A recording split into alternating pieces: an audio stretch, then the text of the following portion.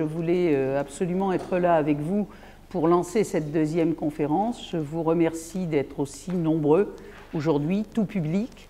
C'est l'occasion d'avoir un échange avec vous et de donner la parole à ceux qui ont déjà, au sein de notre institution, expérimenté, pris des initiatives de dispositifs Lean. C'est aussi l'occasion d'échanger sur ce type de pratique avec d'autres acteurs, soit des expériences de pays étrangers, et nous verrons tout à l'heure une présentation québécoise que j'ai déjà entendue dans une version un peu plus courte hier, mais qui est absolument passionnante.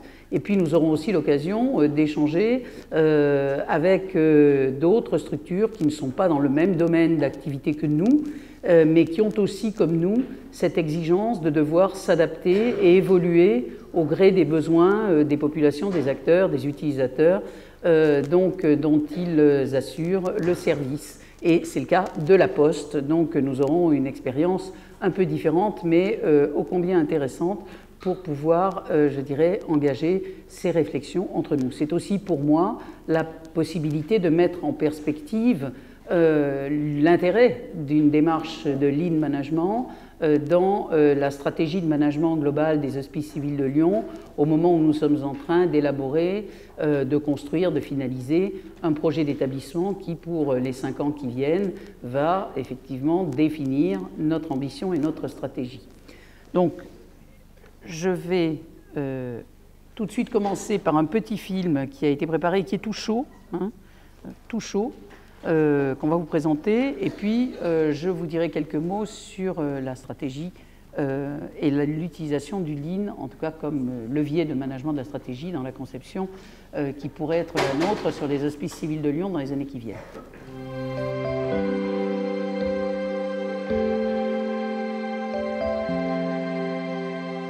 Une médecine humaine et d'excellence pour chacun tout au long de sa vie.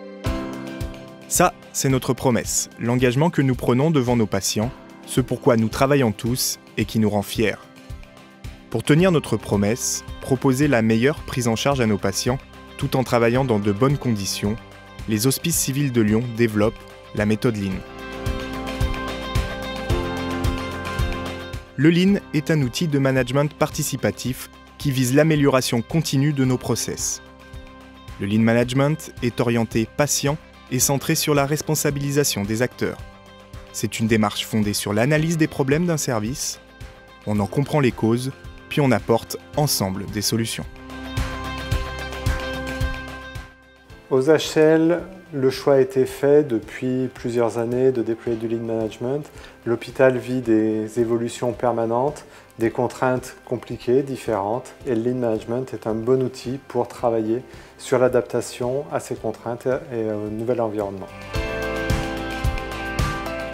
Le Lean se décline en 3 étapes. D'abord, l'identification d'un problème. En langage Lean, un problème est l'écart entre la situation actuelle et la situation visée ou idéale. Ensuite, doit s'engager une réflexion collective autour de ce problème. Il faut le définir, l'analyser et le cartographier pour en comprendre la cause. Viennent ensuite la ou les solutions. On propose, on teste, on évalue et on ajuste si nécessaire. Pour tout ça, le Lean offre différents outils, parmi lesquels la réunion, dite 5 minutes. Comment s'est passée votre journée, mesdames? Plusieurs fois par semaine, dans ce service de soins, l'équipe est réunie pour une réunion très courte. Un tableau et des post-it permettent de visualiser les problèmes. Cette méthode me plaît parce qu'elle permet une bienveillance, une écoute, et puis bien sûr poser les problématiques, que tout le monde soit au courant de ces problématiques et pas que la cadre qui soit au courant. Donc tout le monde est au courant et tout le monde recherche des solutions. Avec cette méthode de management, tous les employés sont considérés comme experts. Ils sont les mieux placés pour proposer des idées d'amélioration des processus. On est tous ensemble responsables d'une unité et on veut tous améliorer la qualité du soin et chaque point de vue compte, puisque à chacun de notre poste, médecin, infirmière ou aide-soignante, on n'a pas la même vision du malade. Merci mesdames. Les problèmes peuvent être de toute nature. Dans ce service, il devenait impératif de réagencer et de remettre de l'ordre dans les vestiaires. Différents outils Lean ont été mis en œuvre.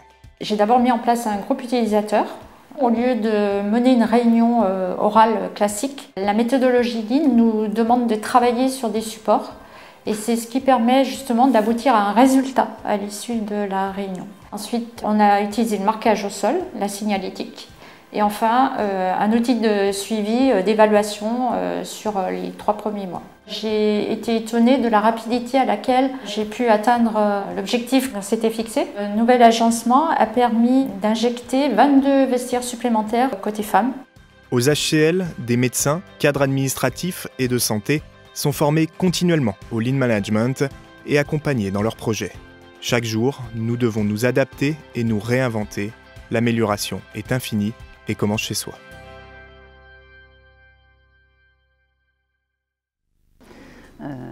Alors, comme je vous le disais, je vais peut-être remettre en perspective un peu un certain nombre de questionnements avant qu'on passe à des expériences et à des échanges. Alors, pourquoi le Lean aux HCL? Comme vous le savez et comme vous l'avez pour la plupart d'entre vous vécu, les hospices civils de Lyon, ces 10 dernières années, ont subi de profondes mutations, elles-mêmes liées à des mouvements d'évolution, voire de révolution profonde, qui sont engagés dans la société et dans le monde de la santé depuis plus d'une dizaine d'années et qui progressivement ont percuté l'ensemble du monde hospitalier, les hospices civils en particulier. Modification sur l'organisation de l'offre de soins qui a considérablement évolué. Nous ne sommes plus dans le modèle qui est celui sur lequel nous continuons à être organisés, c'est-à-dire celui de l'hôpital pivot du système de santé.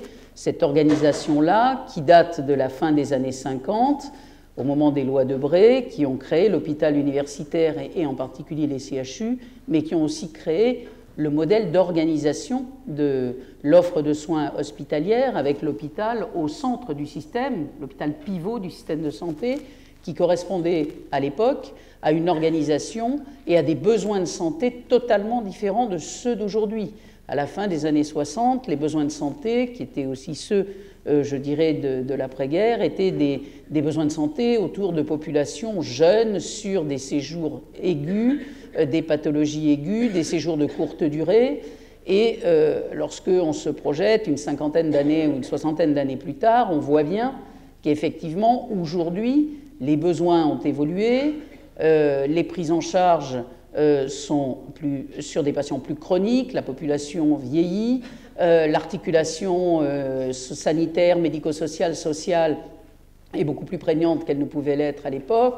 Vous voyez bien que donc on ne peut pas continuer à évoluer sur un même modèle sans l'adapter, puisque le sens même de ce qu'est le service public, quel qu'il soit, mais le service public de santé comme les autres, peut-être plus qu'un autre, c'est effectivement de répondre au mieux aux besoins et aux attentes de la population. Et ces besoins et ces attentes, bien entendu, évoluent.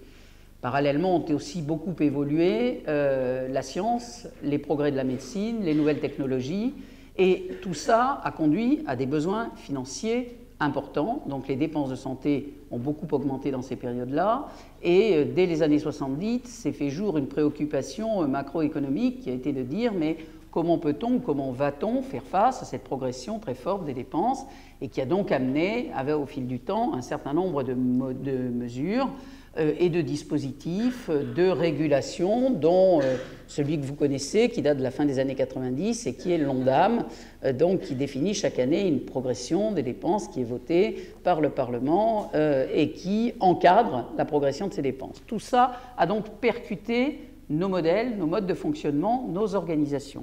Et vous voyez effectivement un certain nombre d'éléments donc, qui sont résumés ici, la réforme du financement et la culture qu'elle a générée, puisque aujourd'hui, plus aucun d'entre vous n'a en point de mire, je dirais en fond d'écran dans ses réflexions, dans son quotidien, cette idée qu'effectivement, il faut que nos pratiques soient les plus adaptées, les plus efficientes, ce qui veut donc dire qu'elles conjuguent qualité et moindre coût, ou en tout cas coût le plus adapté au mode de prise en charge.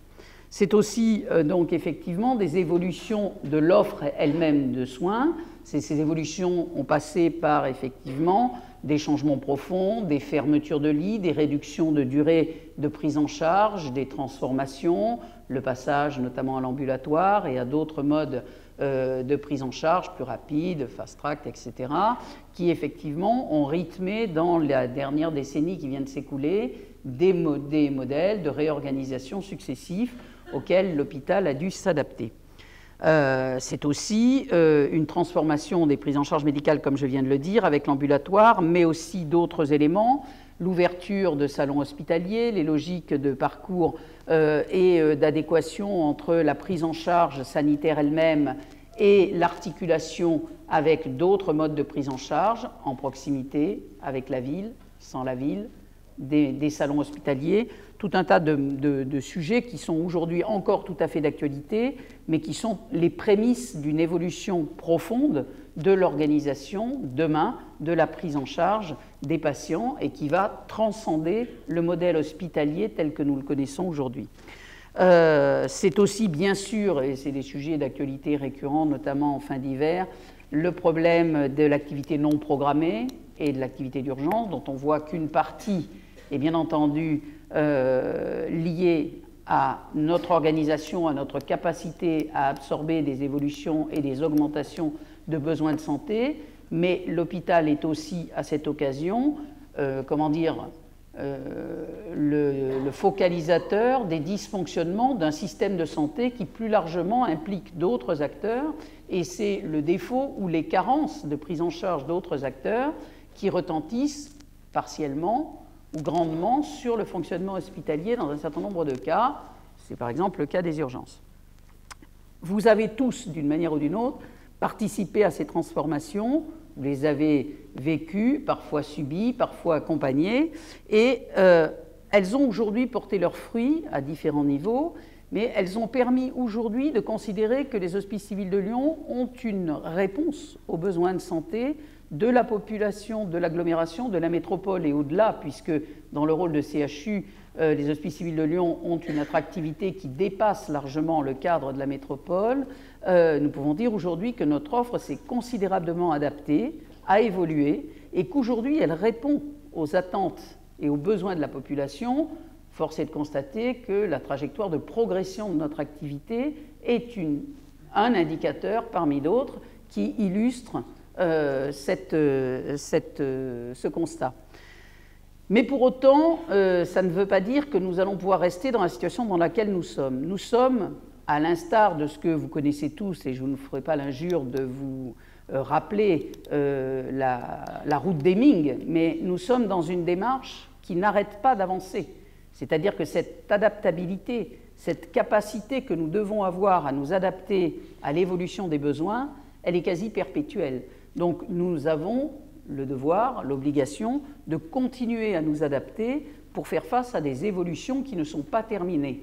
Et nous savons aujourd'hui que l'hôpital a fait, je vous parlais des 50 ou 60 dernières années qui viennent de s'écouler, mais les 20 prochaines vont être le théâtre, à l'évidence, de modifications structurelles très lourdes dont on connaît aujourd'hui un certain nombre de tendances et qui vont progressivement amener très fortement à réfléchir d'abord sur des périmètres qui sont plus larges que ceux qu'on a aujourd'hui. On va aller beaucoup plus vers des périmètres qui vont être de l'ordre du territoire et non plus seulement de l'établissement où nous sommes, qui vont être beaucoup plus des modalités de prise en charge sous la forme de logiques de parcours, qui veut dire que nous aurons à retravailler en interne les conséquences ou la traduction de ces logiques en termes de complémentarité, de pluridisciplinarité, de transversalité, mais nous aurons aussi à travailler ces interfaces avec d'autres acteurs de santé pour aller demain vers de très grosses plateformes de santé qui associeront à la fois des structures hospitalières, les hôpitaux ne vont pas disparaître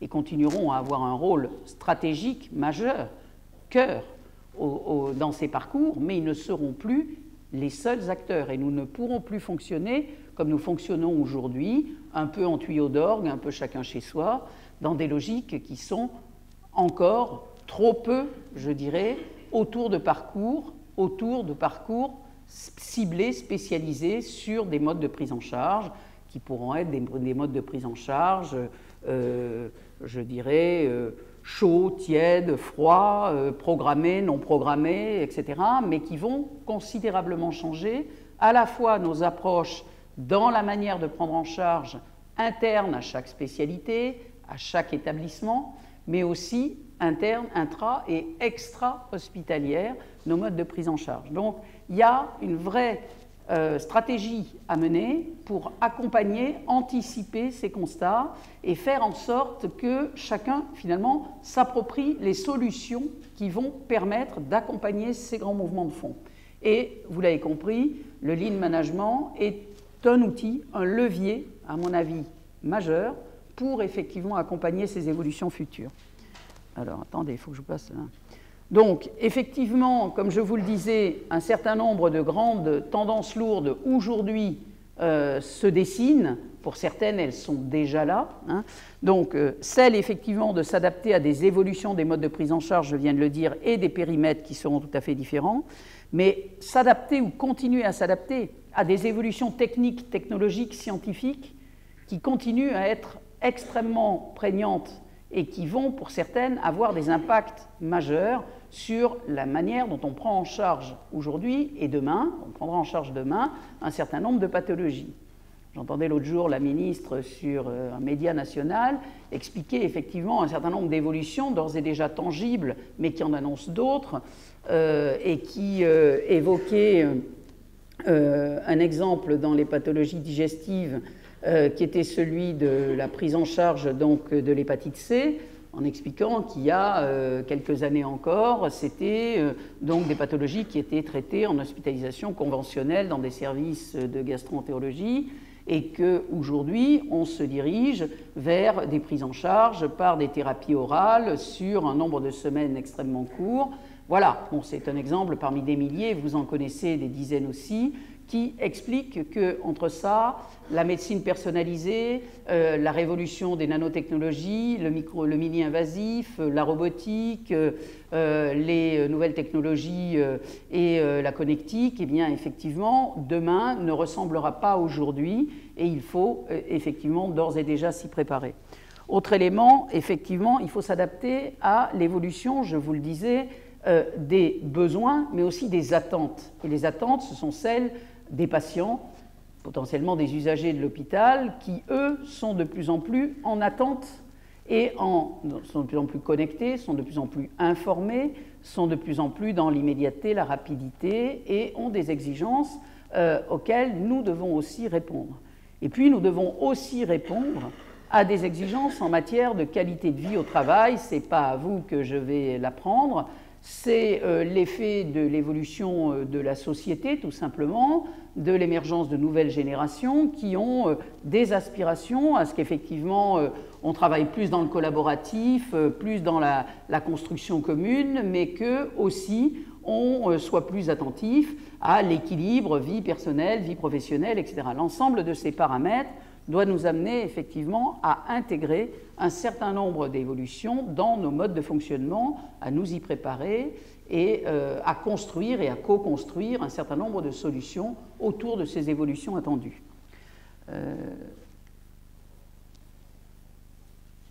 Donc, de la co-construction, parce que la co-construction, elle est à la fois une réponse à des attentes, elle a aussi un effet anti-anxiogène, si j'ose dire, c'est-à-dire dans un contexte et un climat qui de toute façon est un climat de transformation, et par définition un climat de transformation veut dire un climat d'instabilité et d'insécurité, et qui dit instabilité et insécurité dit potentiellement stress, peur, frein.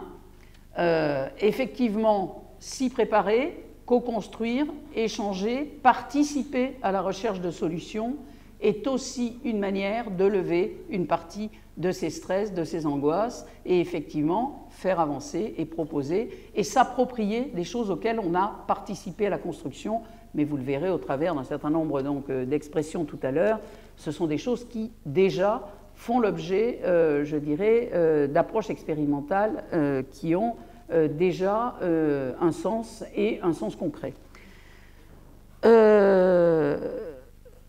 Donc, vous l'avez compris, l'enjeu, c'est effectivement d'adapter, de permettre l'adaptation, de continuer à faire bouger, à muter, à accompagner l'objectif de mutabilité du service public hospitalier, parce qu'encore une fois, c'est le sens profond de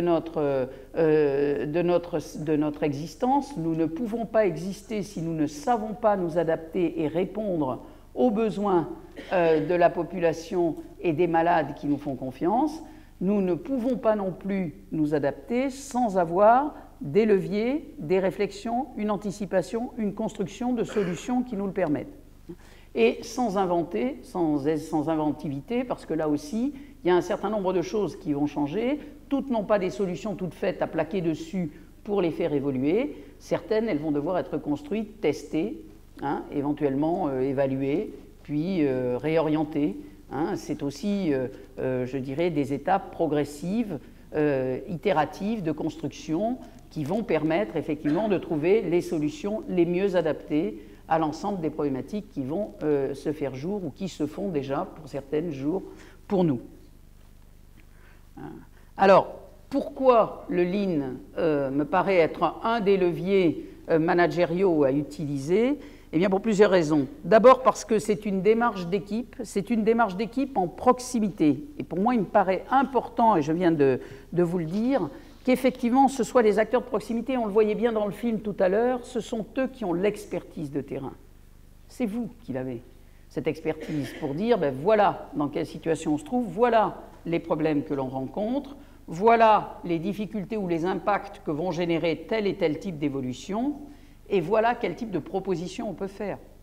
Donc oui, il y a un intérêt, et à mon avis un intérêt majeur, à ce qu'il y ait une appropriation de ces logiques managériales en proximité, et encore une fois, l'outil adapté, c'est bien le Lean.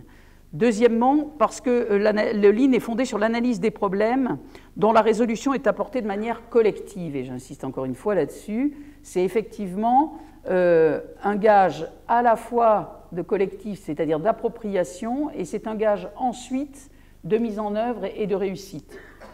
Ça, tout seul, je dirais, et vous qui travaillez en équipe toute la durée de votre activité, vous le savez parfaitement, c'est bien en équipe qu'on va pouvoir résoudre les problèmes, et c'est en équipe qu'on va pouvoir peser sur des évolutions structurelles importantes. Troisièmement, parce que chaque idée d'amélioration est testée immédiatement, et comme je le disais, on est dans une méthode itérative. On teste, on évalue, c'est la bonne idée, elle marche, on la poursuit, c'est pas la bonne idée, on la réoriente, on en prend une autre.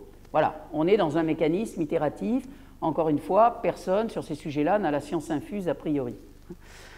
Troisièmement, on ne rejette pas la faute sur le service d'à côté, on n'accuse personne, ce n'est pas l'occasion de régler ses comptes, on est dans une approche collective, on est dans une approche d'équipe et on est dans une approche qui est bienveillante.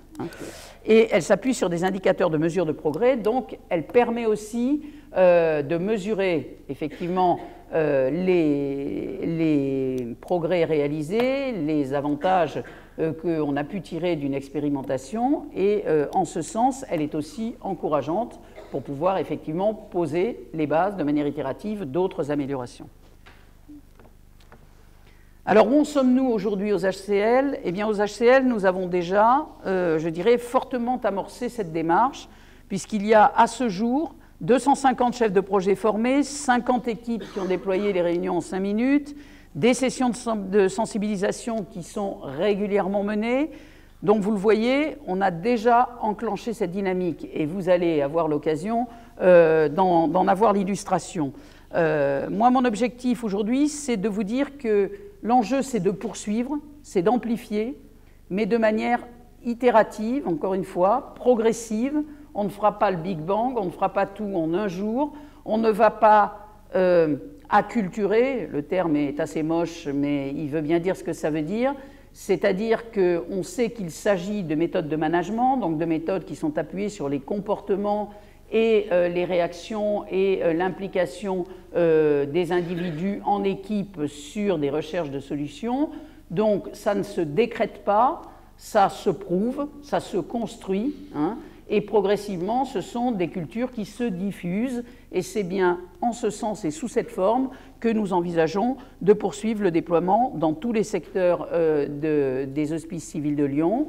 Et encore une fois, mais je pense que vous l'avez compris au travers des propos que j'ai tenus, ce sera un levier majeur de mise en œuvre de la stratégie managériale des Hospices civils de Lyon dans les 5 ans qui viennent. Voilà, je vous remercie.